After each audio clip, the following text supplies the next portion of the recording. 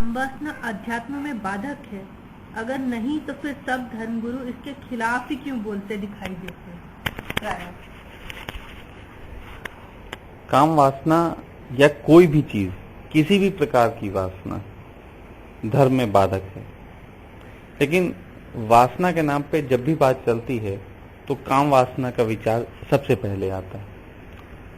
वासना का एक अर्थ होता है और वो है और की मांग, किसी भी चीज की। जब आप और करते हैं तो इसका मतलब है आप उसकी वासना में पड़ गए।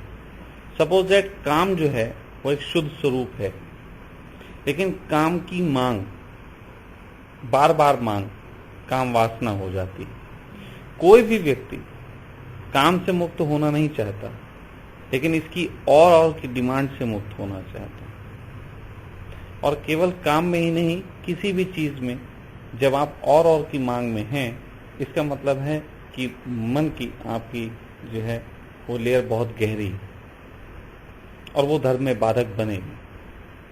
थोड़ा सा काम वासना के संबंध में ही खुल के अगर बात करूं तो थोड़ा समझने की जरूरत है। सबसे पहली बात यह है कि ये तो अब थोड़े समय से लोग, मॉडर्न समय में लोग चाहने लगे हैं कि घर गृहस्थी भी चलती रहे और ध्यान भी होता रहे और एनलाइटमेंट भी मिल जाए और मोह माया भी बची रहे। ये जो नया फैशन चला है ये बहुत उलझा हुआ फैशन है। ये एक तरीके से कुछ लोगों ने अपने स्वभाव के अनुरूप ना जीते हुए, है ना, और एक नए तरीके की एक धर्म की मांग पैदा कर दी अपने व्यवसाय को चलाने के लिए, और न जाने क्यों किन किन कारणों से उससे भ्रांति पैदा हुई। आज से बहुत समय पहले जब धर्म का आरंभ हुआ, आरंभिक काल से ही एक भी चीज समझी गई थी कि हमारे दो स्वरूप हैं। अगर हम उन स्वरूप को समझने की कोशिश करें तो हमें धर्म का भेद समझ में आ सकता है।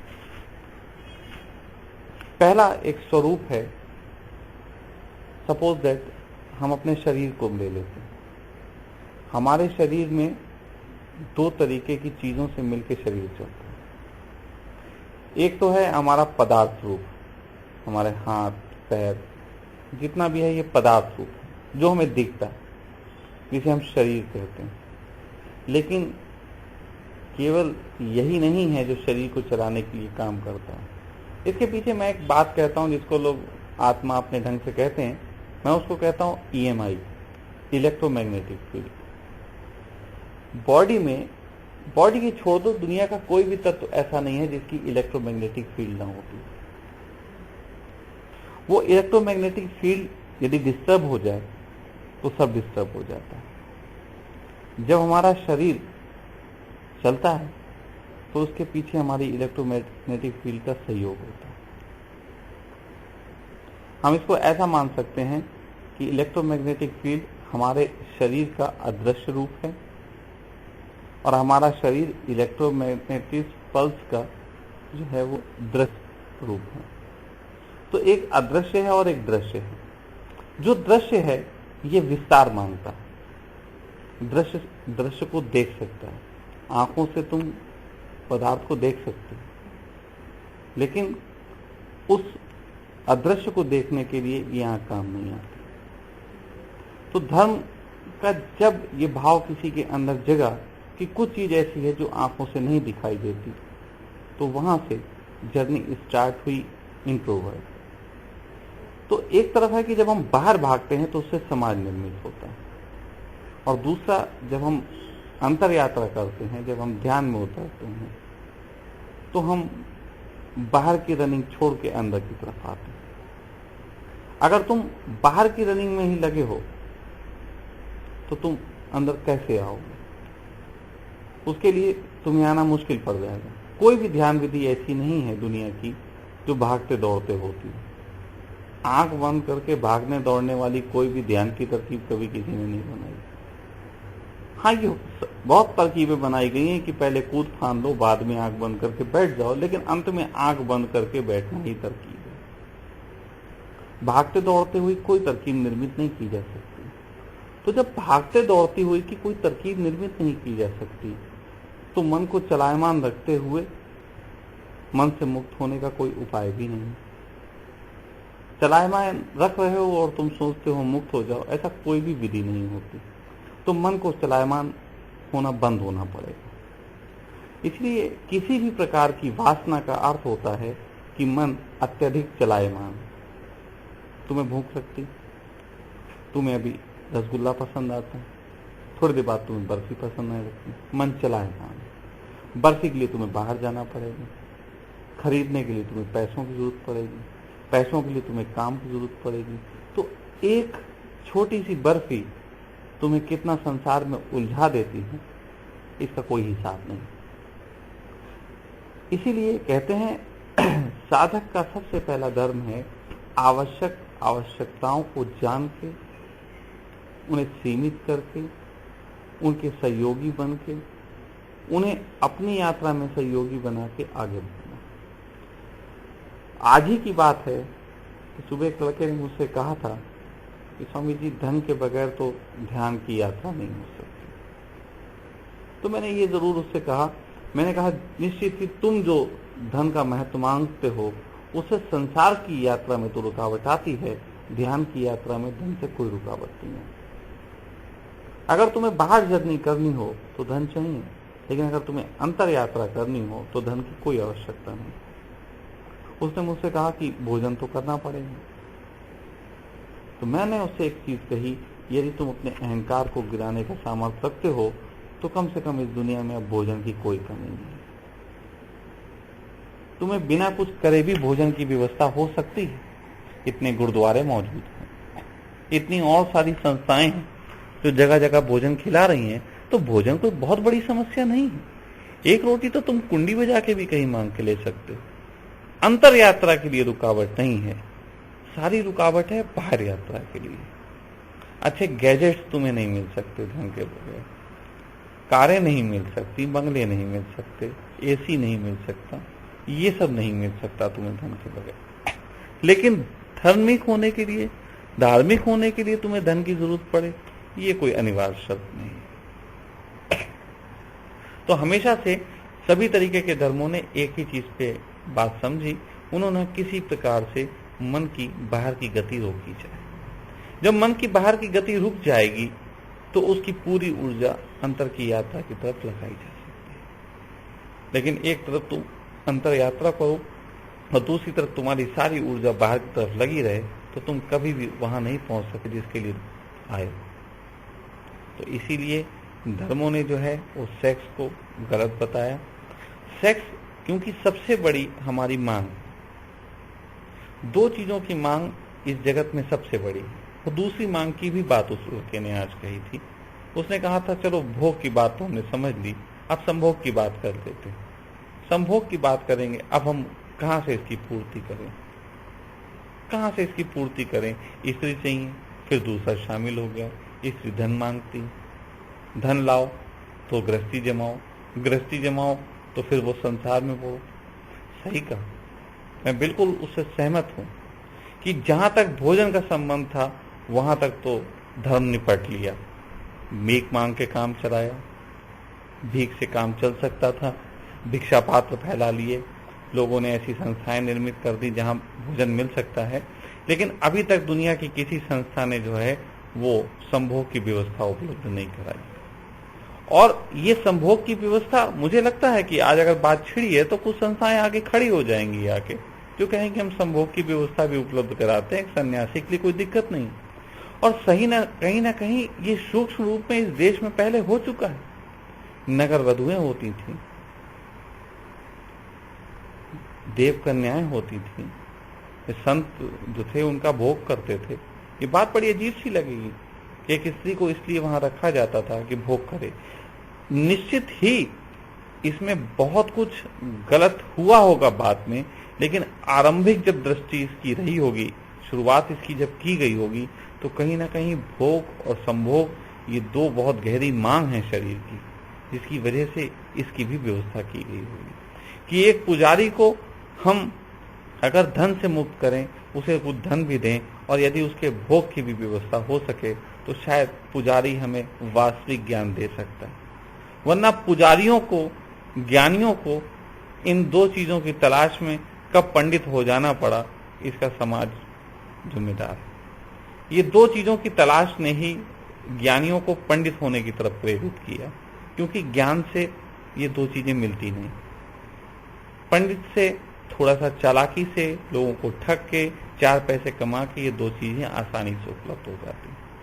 लेकिन फिर भी एक बात है कि जहां पे सेक्स को नहीं समझा गया, वहां पे कहीं ना कहीं कारण जो है दमन है, कहीं ना कहीं कारण दमन है। और धर्म इसकी जिम्मेदारी अपने ऊपर ले कि हमें इसकी व्यवस्था करानी चाहिए, तो कहीं ना कहीं बहुत सारे धर्म ग्रंथ ऐसे भी छुपे हुए हैं, कुछ दबा दिए गए हैं, कुछ अभी भी बाकी हैं, जहां हस्तमैथुन की बात भी कही गई। एक आदमी हस्तमैथुन से भी अपनी ऊर्जा को दिशा दे सकता है। वैसे धर्म की सारी दृष्टि इस बात की है कि सेक्स की जो ऊर्जा बह रही है, इसे हम ऊपर की ओर ले जाके सहस्त्रार्थ को खोलने के काम ला सकें। लेकिन मेरा मानना है कि जो ऊर्जा केवल शरीर के तल की होती तो उसे दबा के हम ऊपर ले भी जा सकते थे, लेकिन जब ये ऊर्जा आज के समय में इतनी ज्यादा मानसिक हो गई है कि अब कोई उपाय नहीं है इसे दमन करके आप अध्यात्म की ऊर्जा में परिवर्तित कर दें। अभी 20-30 साल पहले अगर देखा जाए तो सबसे अच्छा काम इस पे आचार्य रजनीश ने करने की कोशिश की।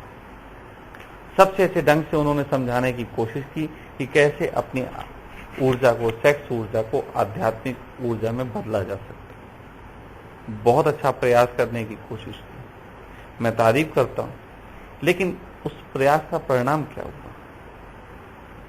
कहां हैं वो लोग, कहां है वो सन्यासी जिन्होंने अपनी वो ऊर्जा परिवर्तित करके अध्यात्म की तरफ लगा दी? सारा रजनीश जगत सेक्स में भर गया। बस एक ऊर्जा उन्होंने, जो नीचे की ऊर्जा थी, जो हमेशा कमर से नीचे रहती थी, उस ऊर्जा को वो ऊपर बढ़ा के मस्तिष्क पे तो नहीं ले जा सके, लेकिन जुबान पे ले आए। कल तक वो जो बात वो करने से डरते थे, वो अब मुंह जबानी करने से नहीं डरते। लफाजी की ऊर्जा आरंभ हो गई। वो ऊर्जा जो कि सहस्त्रार्थ जानी चाहिए थी, वो केवल स्वादिष्ठान चक्र पे जाके रुक गई और खूब सेक्स की चर्चा हो रही। कोई ऊर्जा का रूपांतरण नहीं। और बड़े कमाल की बात है कि उनके सारे शिविरों में, सारे ही शिविरों में जो धर्मगुरु दूसरों को शिक्षा देने आ रहे हैं कि आप अपनी आध्यात्मिक ऊर्जा में अपनी काम ऊर्जा को परिवर्तित करें, वो सब अपने साथ सेक्स पार्टनर लेके आ रहे हैं। क्यों? और अगर सेक्स पार्टनर लेके ही आ रहे हैं तो फिर वो उपाय बताओ जिसमें सेक्स पार्टनर के साथ यात्रा की जा सके। तो वो कोई बताने को तैयार नहीं। रजनीश के सन्यासियों से मैं बहुत मिला और मैंने एक ही चीज देखी कि सभी लोग बात तो करते हैं सेक्स से मुक्ति की, लेकिन शिविर में आने से पहले सेक्स करके आते हैं और शिविर से जाने के बाद भी वो सेक्स में ही उतरते हैं। अगर सेक्स से मुक्त होने के लिए शिविर में आ रहे हो तो फिर करके क्यों आ रहे हो?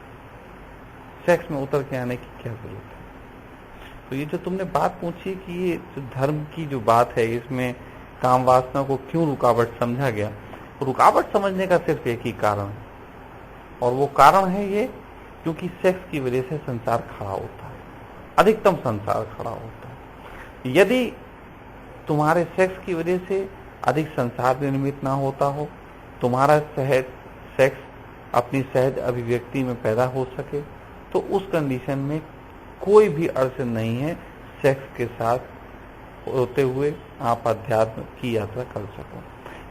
और दूसरी तरफ मैं ये भी कहता हूं कि यदि सेक्स से कोई परमात्मा को अड़चन है, जैसा कि धर्म ग्रंथों में बताया गया, तो मेरा मानना तो ये है कि यदि कोई ऐसा परमात्मा है जो सेक्स से घबरा रहा है, तो कोई जरूरत नहीं है उस परमात्मा को पाने की, क्योंकि जो भी सेक्स से ही घबरा रहा है वो क्या खास परमात्मा होगा? क्योंकि परमात्मा के होने का सबसे बड़ा प्रमाण संसार है, संसार के होने का सबसे बड़ा प्रमाण जो है वो सेक्स है, क्योंकि सेक्स से ही समाज बढ़ता है, सेक्स से ही सब गतिमान है।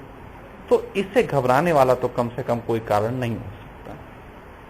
लेकिन सारी ऊर्जा को इसी दिशा में बदल के दमन की वजह से कह लो या किन्हीं भी कारणों से आदमी की पूरी चेतना जो है सेक्स संबंधी विचारों में उलझ गई है, जिसकी वजह से वो सहज सेक्स के साथ यात्रा नहीं कर पाती। लेकिन मेरे देखे यदि सही से काम किया जाए तो सेक्स से किसी भी प्रकार की अड़चन नहीं। आपकी बात का मैं इतना ही जवाब देना चाहता हूँ।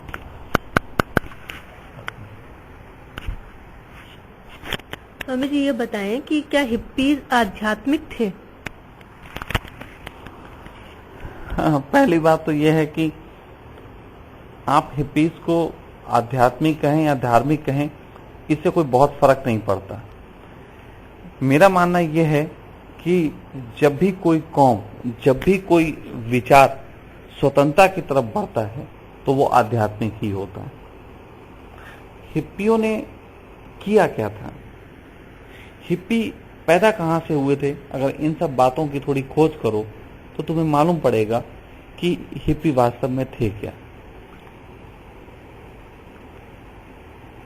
हिप्पियों के आंदोलन की शुरुआत हुई थी, मैंने जिस तरीके से सुना है मैं वो बताना चाहूंगा, और तुम्हें ये मालूम होना चाहिए कि मुझे बहुत सारे नाम याद नहीं रहते, इसलिए नाम नहीं ले सकता। उस समय कोई एक बहुत बड़ा रॉक बैंड हुआ था, जितनी संगीत की महफिलें लगाता था, उनके ग्रुप्स जो है लोगों के बीच आके जो है वो गाने गाते थे। एक बार वो संगीतज्ञ जो था वो अमेरिका में किसी मिलिट्री कैंप में गया।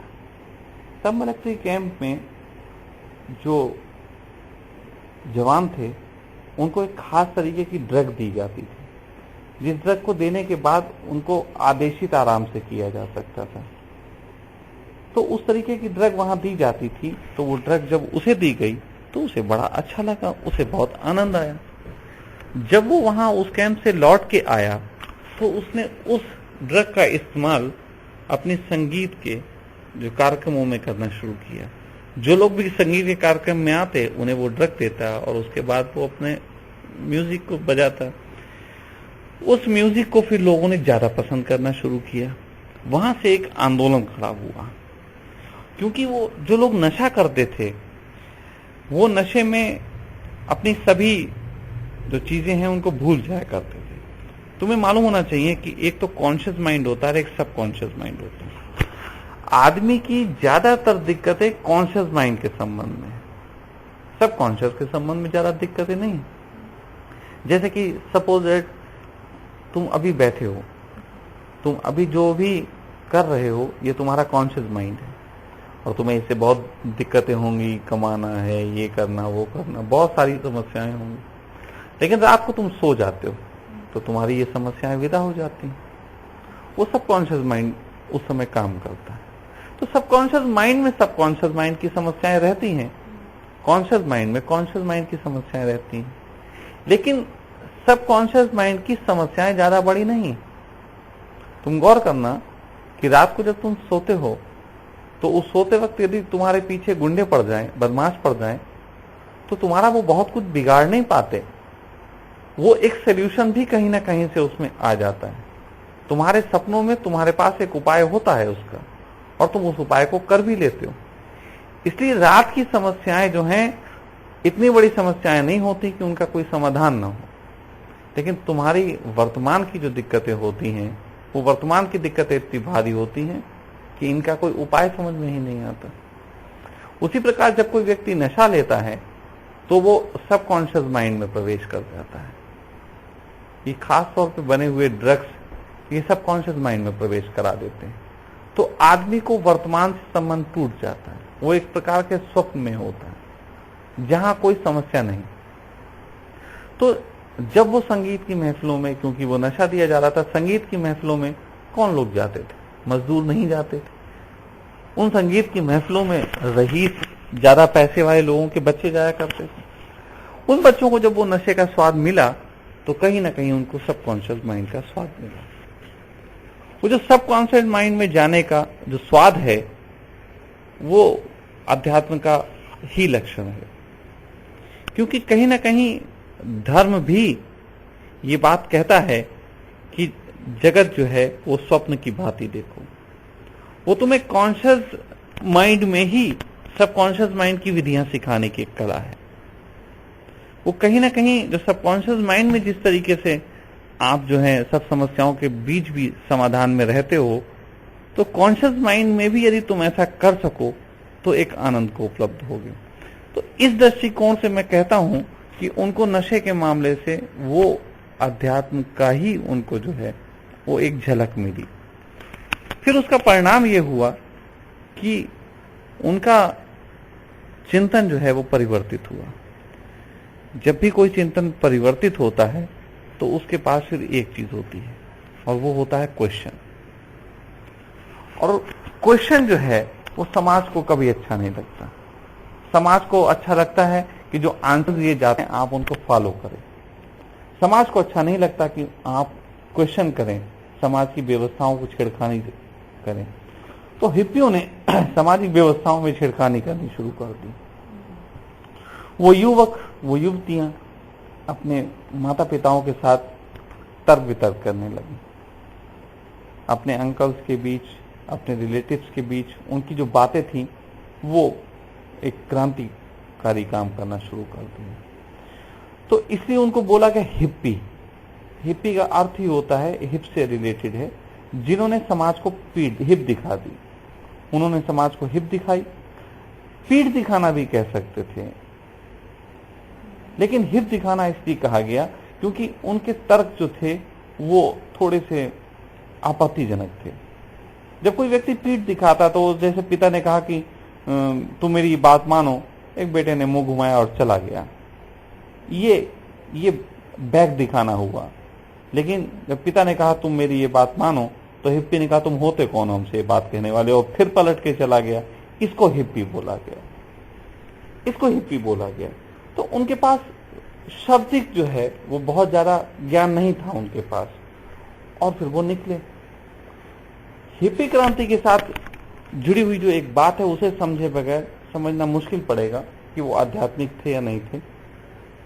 वो ये कि हिप्पीज जो थे वो जो बातें कर रहे थे वो तो निश्चित ही बहुत क्रांतिकारी थी, लेकिन उसका जो बेस था, वो बेस जो था वो नशा था। वो LSD के आदी थे। वो नशे के बगैर अपने आनंद की बात नहीं कर पाते थे। जैसे ही नशा उतरता था तो फिर उन्हें उसी नशे की और डिमांड होती थी। जैसे कि एक सन्यासी ध्यान करता है, वही भी नशा करता था। लेकिन ध्यान ज्यादा बेहतर है नशे से, काम ये भी वही करता है, लेकिन उससे बेहतर यह है कि जब हिप्पियों के पास नशा करने के लिए दिक्कत आई तो उन्होंने अपराध शुरू कर दिए। हिप्पियों ने नशे के दौरान अपने घर छोड़ दिए। करोड़पति अरबपति घरों के बच्चे निकल के अपने टेंट हाउसेज में रहने लगे, नशे को लेते रहे। फिर जब नशा मिलना मुश्किल हो गया तो खरीदने के लिए पैसे भी नहीं बचे, तो उन्होंने खून बेचा, अपना शरीर बेचा स्त्रियों ने। बहुत से ऐसे अपराध हुए जो कि समाज में बर्दाश्त नहीं होते। ये हिप्पियों ने किस लिए किया? ये हिप्पियों ने किए नशे के लिए। फिर बात वही आती है कि जो चीज तुम्हें समाज निर्मित करने की ओर ले जाती हो वो धर्म की ओर अग्रसर नहीं कर सकती। यदि तुम्हें ध्यान के लिए भी पैसा देना पड़ता हो और एक दिन ऐसा आए कि बिना पैसे दिए भाई ध्यान भी नहीं हो सकता, तो उस कंडीशन में ध्यान भी वही काम करेगा जो आज LSD कर रहा है, जो कभी LSD नहीं किया था।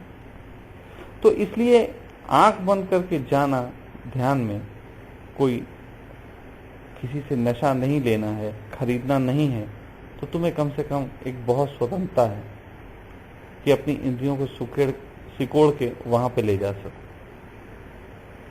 लेकिन हिप्पी ये सब जो थे वो LSD के नशे में कर रहे थे। तो इसको हम आध्यात्मिक आंदोलन इन अर्थों में नहीं कह सकते क्योंकि ये नशे पे आधारित था। लेकिन दूसरी तरफ हम उनकी बातों को अगर सुने, अगर उनके दर्द को सुने, तो हमें लगेगा कि ये आंदोलन आध्यात्मिक ही आंदोलन था। क्योंकि कहीं ना कहीं वो बात तो सब वही उठा रहे थे जो कोई भी धार्मिक व्यक्ति कहेगा, कोई भी धार्मिक व्यक्ति कहेगा कि हत्या मत करो, प्रेम करो। कोई भी धार्मिक व्यक्ति कहेगा कि क्या जरूरत है सेना पे खर्चा करने की, इसे रोजगार देने में खर्चा करो। कोई भी धार्मिक व्यक्ति इसी तरीके की बातें करेगा। हिप्पी भी ऐसी ही बात कर रहे थे। उस दृष्टिकोण से मैं उन्हें धार्मिक भी कहता हूँ, लेकिन नशे के दृष्टिकोण से मैं उन्हें एक प्रकार की बेहोशी में करी गई बातें, सोए हुए लोगों द्वारा करी गई बातें ही कहूंगा। हाँ, जिस आंदोलन की मैं बात कर रहा हूं तो मैं कह रहा हूं हिप्पी विदाउट एलएसडी। आदमी को जो समाज है वो रहने योग्य नहीं है। जो समाज है वो आज ऐसा नहीं है कि हमारी आत्मा जो है इसमें सहज रूप से पल्लवित हो पाए। तो जरूरत तो इस बात की है कि समाज की ऐसी व्यवस्था को अब हमें हिप दिखा देना चाहिए, और पीठ दिखाने से काम नहीं चलेगा, हिप ही दिखाना पड़ेगा। लेकिन ये हिप दिखाना डिपेंड ऑन एलएसडी नहीं होना चाहिए। ये ध्यान पे आधारित हो सकता है, समझ पे आधारित हो सकता है। एक ऐसा संगठन, एक ऐसा संप्रदाय, एक ऐसा समाज अलग से निर्मित किया जा सकता है जो पूरे अपने ढंग से फैसले ले, अपने ढंग से सहयोग करके एक दूसरे को आगे बढ़ाए। ये ज्यादा बेहतर बात है। छोटे छोटे संगठन निर्मित किए जा सकते हैं हर शहर में, 500-1000 लोगों के, जो आपस में मिलके रहें एक परिवार की भांति। वो ज्यादा अच्छी बात है। तो हिप्पी का ये ढंग होना ज्यादा अच्छा है बजाय उस ढंग के जो नशा करके अपने घर बार से निकले और एट लास्ट क्या हुआ, फिर हिप्पी खो गए, फिर अपने घरों को वापस लौट गए क्योंकि अब पैसा नहीं बचा था। तो ये आंदोलन जो कि बहुत अच्छी दिशा में जा सकता था, लेकिन नशे की वजह से ये जो है आंदोलन डूबा। मैं ये चाहता हूं कि हिप्पीज फिर से आए और उसको सही मानों में आध्यात्मिक अर्थ दिए जा सकते हैं। उस समय का आंदोलन आध्यात्मिक था या नहीं था, ये बहुत लंबी चर्चा का विषय हो जाएगा। इसे ही मैं ये भी सिद्ध कर सकता हूँ कि आध्यात्मिक था, ये भी सिद्ध कर सकता हूँ कि नहीं था, लेकिन जो बीत गई सो बात गई। अब उसको नए ढंग से कैसा किया जा सके, इस संबंध में सोचने की जरूरत है, ना कि और बातें करनी।